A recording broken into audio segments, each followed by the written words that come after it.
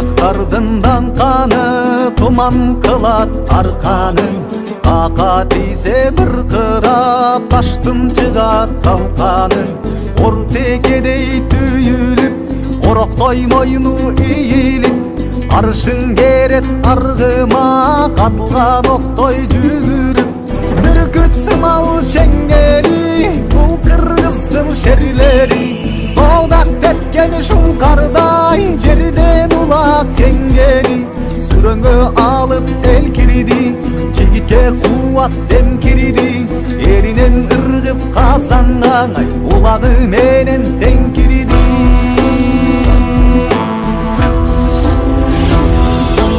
Ортодо экөө жанашып, дүрт намыс талашып,